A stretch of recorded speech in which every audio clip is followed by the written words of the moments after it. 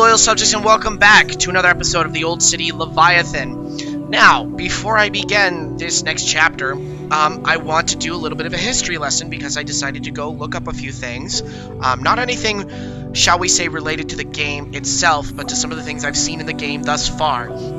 So, for example, we had a chapter called Ziz, Z-I-Z, and that word kind of bothered me, so I finally decided to go and look it up. Now, apparently, the Ziz, the Behemoth, and the Leviathan are the three great beasts mentioned in the Old Testament of the Christian Bible.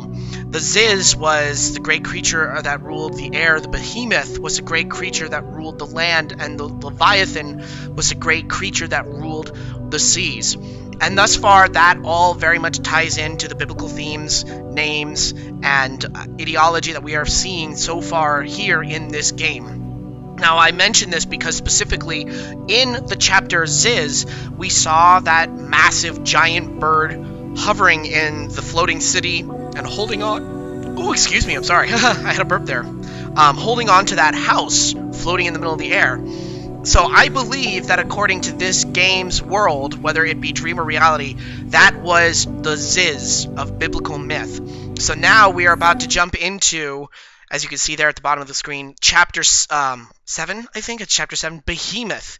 So I believe we are going to see the Behemoth. Oh, chapter 8, okay. Which then leads me to believe, because we're going in cycles, so 3 chapters and then a mythological creature. So chapter 1 was me, and then them, and then us, and then my dream, their dream, our dream. So first was Ziz, now it's Behemoth. So suddenly this all just got really interesting again. And I'm also, all this Leviathan of the sea, creature of the sea, and this child's room we keep showing up in is filled with aquatic imagery. So let us press on. Oh, we're here again. I remember the exact moment. I remember the slight touch of ocean air passing over my skin as I stared aimlessly into the afternoon sky.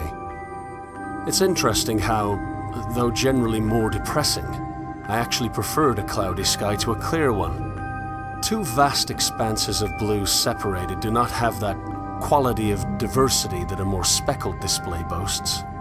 This is not to say that a cloudy sky is wholly unfortunate, because there were moments amidst the grey that I learned to dwell in. I learned to live in the moments where the heavens would tear through the sky as if digging through dirt, creating little bursts of pastel light in the otherwise desaturated gloom. It's as if clouds are nothing but a frame. I wonder if without them, happiness would turn into a flat portrait of stagnation. Sometimes this guy says some really interesting stuff, and then there are other times where I'm like, what the fuck did you just say?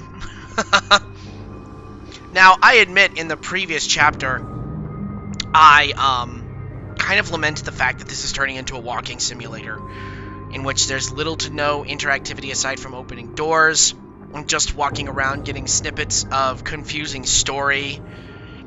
But with the revelation of the biblical creatures, this has suddenly turned very intriguing, and I now want to see where it goes. So it's very interesting how a little bit of information can make something like that turn on a dime. Oh my, what do we have here? I want to say that we've been in this area. No, we have not. Oh, this is neat. Where am I?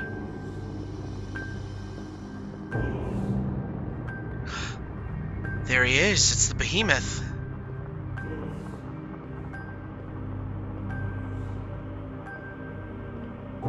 I'm waiting for it. I'm waiting for that jump scare to happen.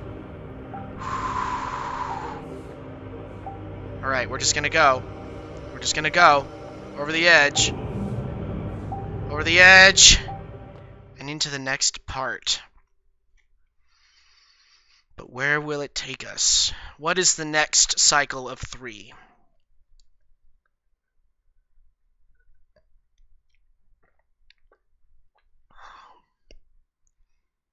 The leap. Okay. Leap of what? Leap of what? Come on, Mr. Narrator. Oh! What's back here? Anything?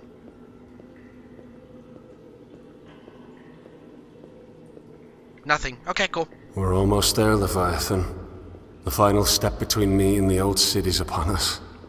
I wish I could take you along. What? Why are you... Am I Leviathan? No. Like, is my nickname Leviathan, maybe?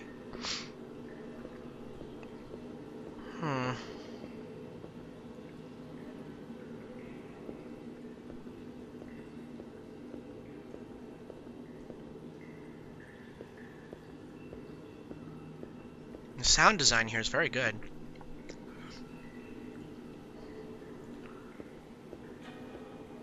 Oh, man. What awaits us out here in the old city? No, that we haven't gotten to the... Will you remember me? After all, I could never forget you. And how can I even begin to thank you for all that you've done for me? You protected me from a world that I was too weak to bear. But now the distant shores of another reality are calling me home. To something I've never seen before. A dangerous and unpredictable world lies ahead of me. But I'm ready to let loose the sails.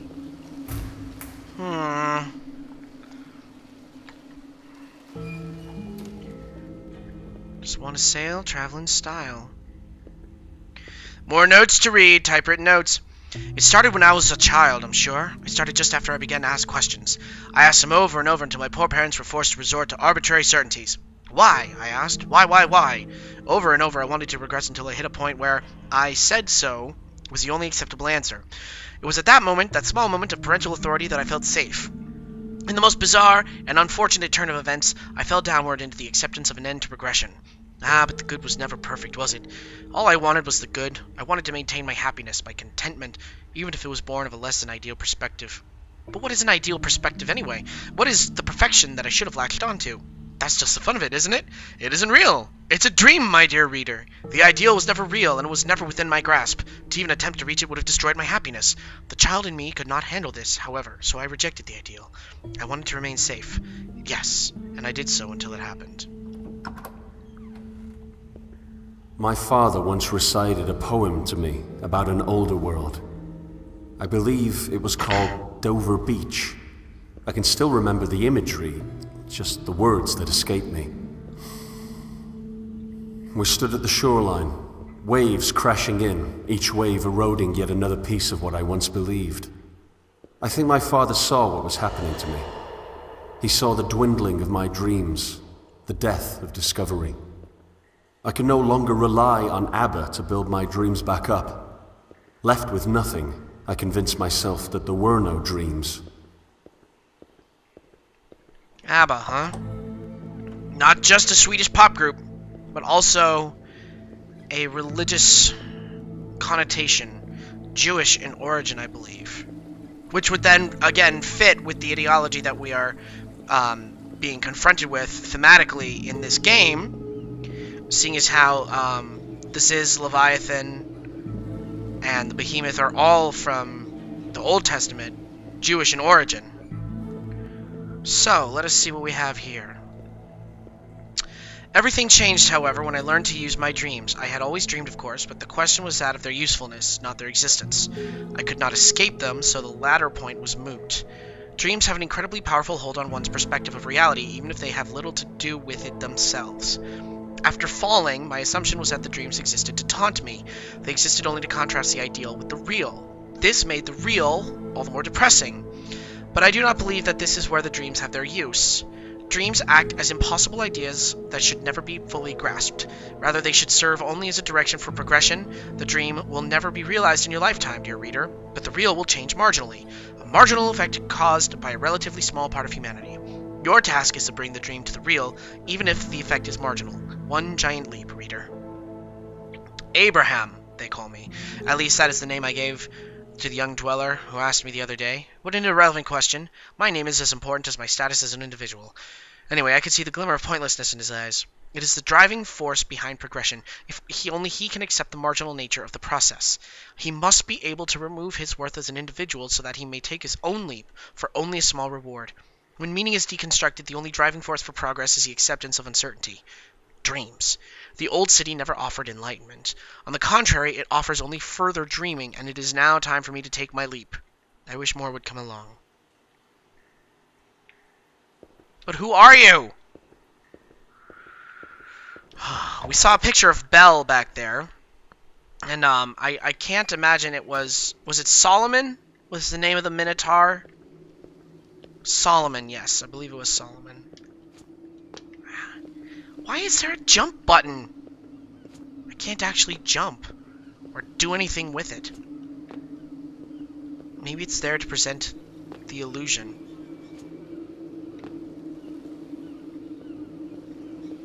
Sharon Station?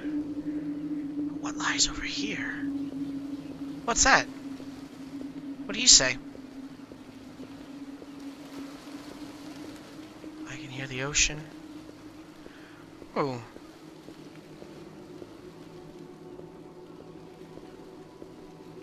Deduction. Certainty.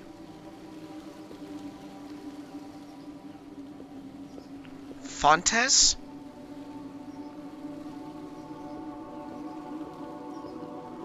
Oh, there's an ocean. Oh, it's drawings of an ocean. And there is Leviathan, it seems. Now, for those who are curious, Leviathan transliterates into whale. And for those of you who have been watching, we previously have seen a beached, killed whale. Here it is. The leap. Goodbye, my old friend. What? Oh! Let me back up. I don't want to go yet. Shit.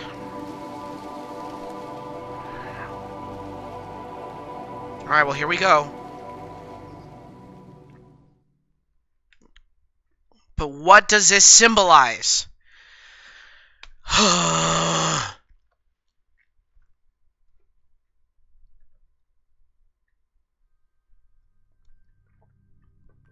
The new. I'm just going to keep going. Because Behemoth was such a short chapter. I normally have been cutting it after 2 chapters. I'm just going to keep going. If this final dream before the new is to be trusted, then all life follows the pattern of broken progression. Alright. Some call it redemptive history. Still others call it galvanization. Yet the trajectory is undoubtedly the same. We exist on a familiar shoreline, with the waters lapping at our feet. We look back and see an explored and thus frozen world. Then, as if subconsciously recognizing the need for change, we dive into a prison of even further inactivity. My prison was my only friend, it seems, but even he saw fit to spit me upon a new shore. What does that mean? Hello? People? Oh, you're statues. You're not real. You're not real, are you? Oh, you're statues. I won't lie. I do miss Leviathan. It wasn't his fault that I was a parasite. But was he necessary at all? After being cast out, was devolution in his stomach the appropriate next step? Why couldn't I have simply washed ashore to the old city? Intriguing.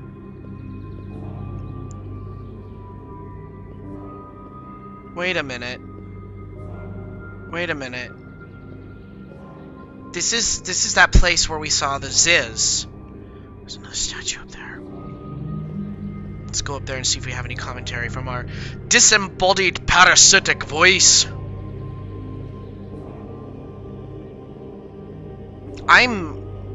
Okay, I admit it, I'm intrigued again by the story. After all the complaining I did. Oh, excuse me. Wow, I'm all full of burps today. I apologize. Oh. The one constant between the factions is the distrust in this new world, the world of ideas. Then again, this makes sense given that their ideas are not truly their own. What's most interesting to me is that their ideas are based on essentially nothing, which is by no means a bad thing if they could only recognize it. They have the same core in Abyss, but the deduction can still function. I understand the need to push their ideas to make them win out in this abstract world they share with the others, because truth must be compatible with itself.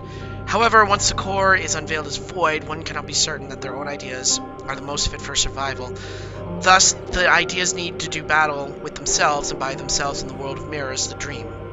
If truth must be compatible with itself, making it singular and unchanging, you need only let your ideas, the ones that you hold dear, exist in the same space, the same dream, as the others that you reject.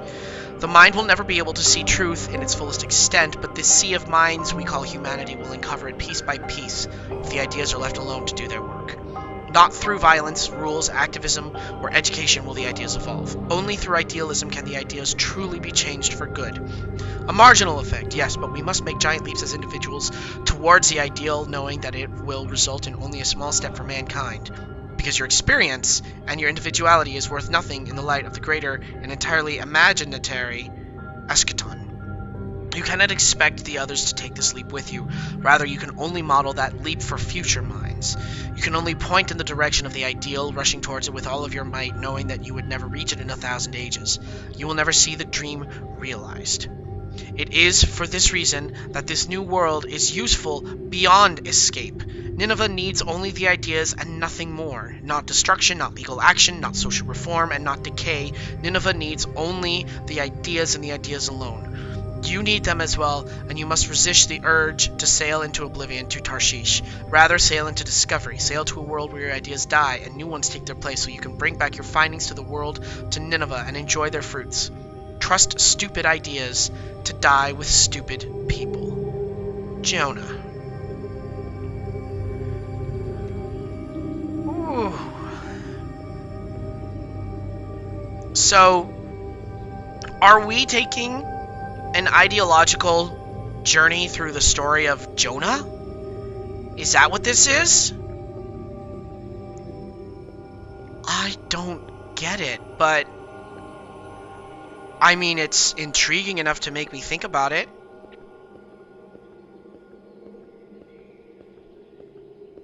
But this is the place where we entered into the cavern to find the behemoth. This is the place where we entered the cathedral and see the Ziz. I cannot imagine that we're going to see the Leviathan yet. It seems a little early. And watch the Leviathan. Oh, more statues. Leviathan is going to be the one that actually, like, moves and jumps out at me. Perhaps Leviathan existed for me to discover him, even if that which I explored was my prison.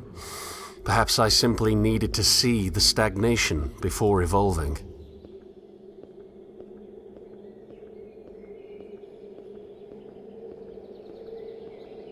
When I was a child, I was given a rowboat.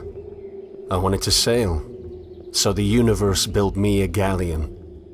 How unfortunate that, when I got older, I no longer wished to explore.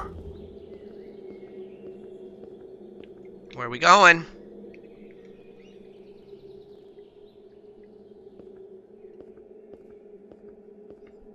I'm like ready for it now. This game's gonna make me jump after nothing has happened this entire time. Just freaky, unsettling everything.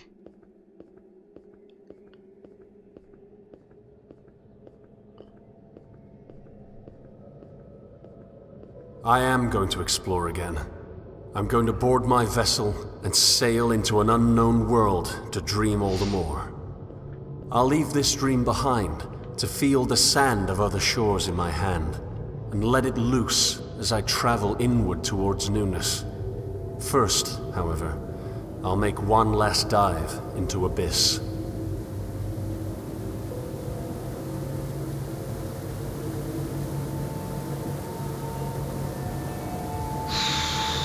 Okay, here we go.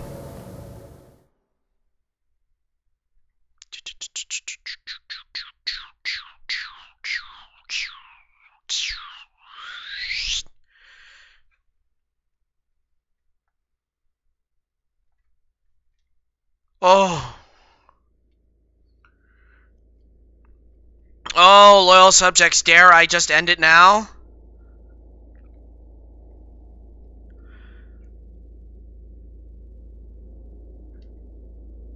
Are we underwater? Here lies my captor, the great sleeping fish. I think this is it. I'm just going for it. I think this is it. Oh my god. Oh my god, what is this? My foundation's been disintegrated. I'm left with nothing but void. However, the baby of belief need not be thrown out with the bathwater of certainty.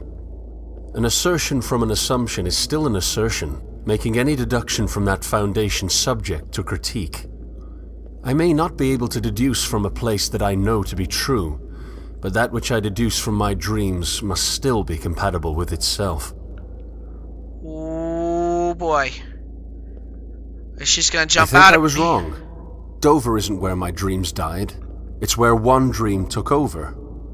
I dreamt that I had no dreams. I dreamt that Dover smothered my belief with certainty.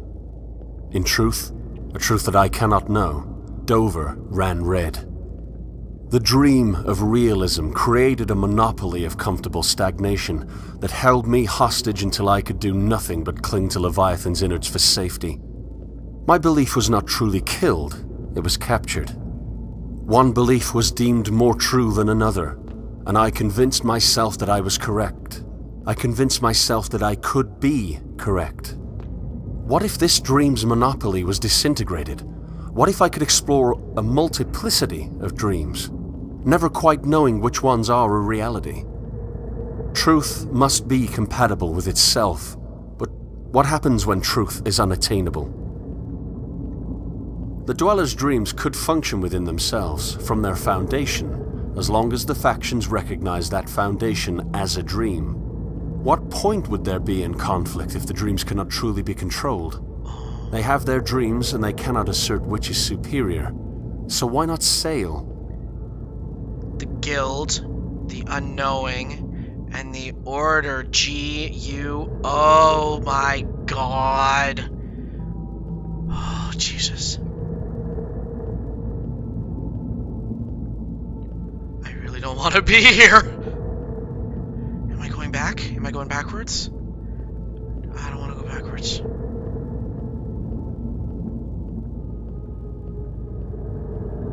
I don't think I'm going backwards. No, I'm not going backwards. Holy shit. This is incredible. This is incredible. One giant leap for man, one small step for mankind. Solomon saw the illusion for what it was. He saw that the lack of dreams was a dream itself. His downfall was in his pessimism, however. He saw the manifesting process of dreams to be too slow. But of course it is, my dear Solomon. The dreams will never manifest in our lifetime, but that's where they have their worth. The dream, the ideal, is an object whose grasp should never be fully achieved. It is in the desire for the object that our true desire should lie.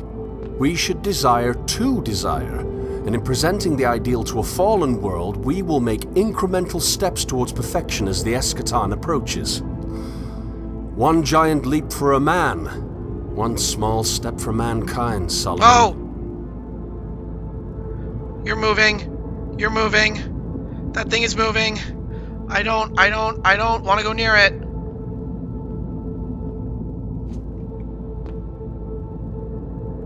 The thing is moving. You guys. Okay. Alright, I'm gonna go near it.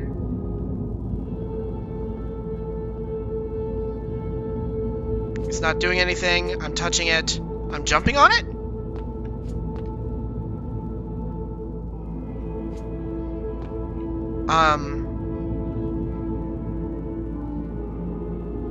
I've jumped on it. Okay, now what?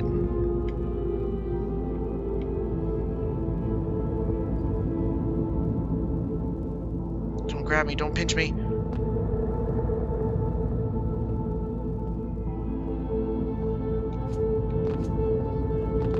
I can actually jump up there, but... What is that? What is that? Okay. Okay, not sure where I am.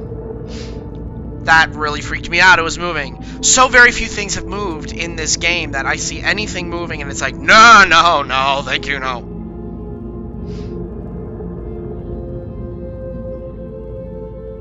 Okay.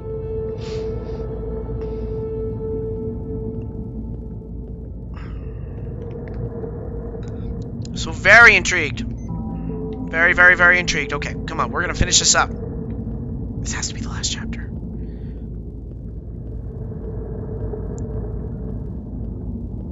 Okay. There we go. The other side of the cathedral.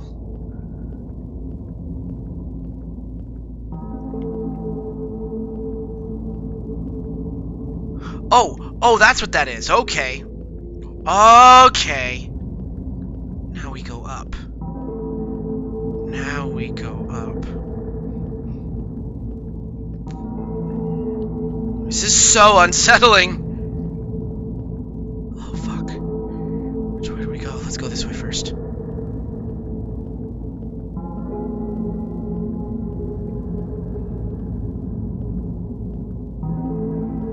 I would tell myself that the real world has shown itself like a clear blue sky, spotless in its vast and flat nature. I tricked my own mind into believing that belief itself was not present. Now that the illusion has been revealed, I'm left believing that I can't know.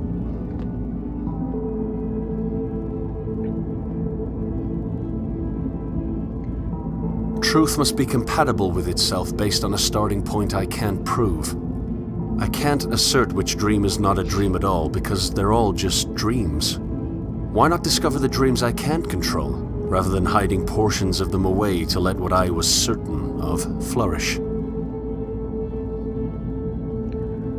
don't really know if I... Oh, shit!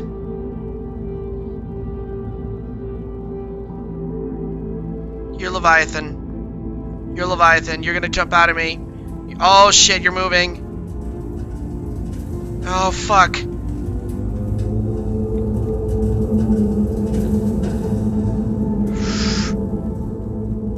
Oh, Christ, you want me to do that?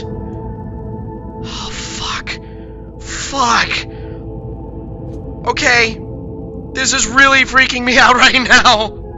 Oh, Christ, this is freaking me out. Holy shit. Oh, God. Okay, okay. Alright, it's just okay. One last look at my cage. One last dive into the abyss of negativity. Fuck.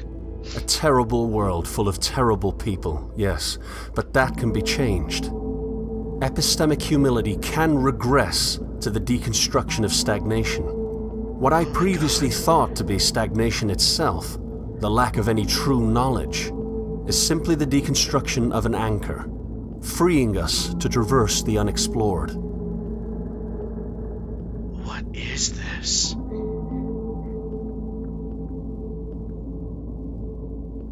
What the fuck is this? I swam the depths. I confronted the bottom of the redemptive checkmark. I was far more negative than those who still cling to certainty, but that's part of the progression. It's part of the broken progression. In this respect, we cannot improve without first deconstructing. Now, all that's left is to rise to the surface, board my vessel, and set sail for a new and terrifyingly uncertain world. The old city has called, and I wish that more would have the bravery to join me on my journey. Who was Belle? And what were her dreams? Who was Solomon and what were his dreams? Tarshish is manifesting piece by piece. All you can do now is hope that the eschaton sees its fruits. Put aside Leviathan, explore your dreams until the world fades and progress is maintained. Perhaps the dream was never meant to be realized. Who is Abraham and what are his dreams? Perhaps contentment is nothing but stagnation. Perhaps the dream itself is an agent of progress. Contentment is a dream that they will never realize, neither will you. Who are you and what are your dreams?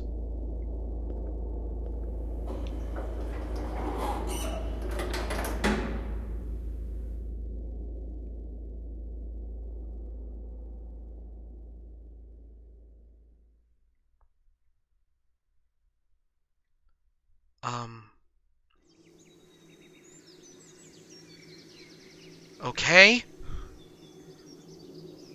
Okay. I don't know what the fuck is just happening.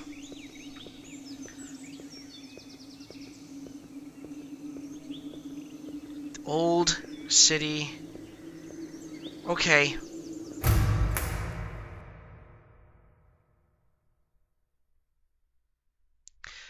Holy balls.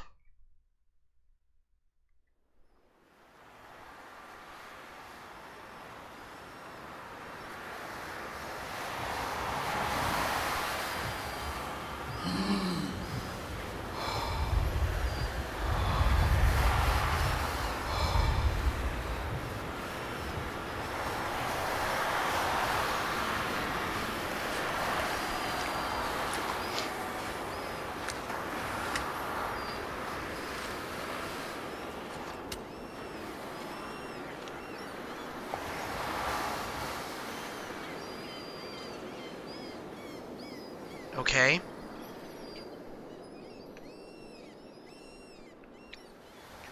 Okay. Is that it?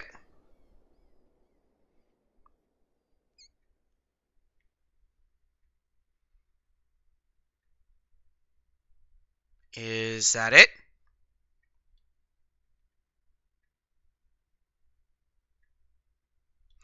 Okay. That appears to be it. There we go, and that confirms it. Okay, loyal subjects. I apologize that this episode ran probably much longer than the other episodes, but you know, we just saw the damn thing through, and that was the Old City Leviathan, a very interesting, very semi-philosophical, pseudo-intellectual, theosophical trip through Dream. Now, I really don't know what to take away from this. I kind of feel as though that there was a bunch of shit that I missed, and or just straight up did not comprehend. Like, I would probably have to play this through another time at least in order to fully comprehend it. What I gathered from it, especially at the end there, in the room with the Minotaur statue, surrounded by trinkets that were from the young child's room, was that we were playing as that Minotaur, exploring his subconscious and his dreams in order to then move himself into some sort of awakening through ideas and realization, so that he could then find the inner strength to leave the old city in this post-apocalyptic world. That's what I got out of that. I don't know. I really have no idea what I just finished playing. All I know is that it was super intriguing. It was certainly worth that one playthrough. Would I play it again? No. And here is why. Because this is a walking simulator. There's a jump button, which allows you to jump over edges and ledges if you're using the run button. And you can open doors with the interact button. But aside from that, that's it. Everything you have to read, everything is spoken or told to you, and then you just kind of have to absorb it for yourself. Now, I think that there are certainly games in which that is like an actual good thing. Take Silent Hill 2, for example, in which they give you just enough information for you to understand what has happened, but also leave enough to uncertainty that you can put your own theories and ambiguity together. Look at the Five Nights at Freddy's series, in which they give you just enough information for you to understand what's going on, but then there's so much more in the background that if you pay attention to it, you can then piece that story together and theorize about it. Whatever this was, did not have enough of either. It didn't show me enough to let me know what was going on. It just gave me this kind of vague introduction to a post-apocalyptic world, and was very confusing right off the bat, and it left so much ambiguous that rather than theorizing, it just makes me go, what the fuck just happened? So, it's a beautiful game. It definitely got some reactions out of me, especially walking into the Leviathan's mouth. Holy shit. Terrified me. Oh my god, I have a thing with things that are bigger than me. But overall, I think a very interesting indie game. I think that games should experiment, and so even though for me this did not necessarily work as well as I think the developers intended to, I applaud it for doing something different. I have not played a game like this. I have not had an experience like this, and so I would give it a 6 out of 10. I will give it a 6 out of 10. Certainly very intriguing, enough to get me past the walking simulator aspects of it. But aside from that, I probably wouldn't return to it. So I hope you've enjoyed the visuals. I hope that you have come up with your own theory about whatever has happened in this game. Like, comment, subscribe, check out everything else we got going on the California Kings channel, and we will see you in the next series of videos. Thank you very much.